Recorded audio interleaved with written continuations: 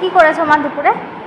আজকে আছে ভাত, রোজকারের মতন ভাত তো হবেই, ভাত আছে, ঠিক আছে।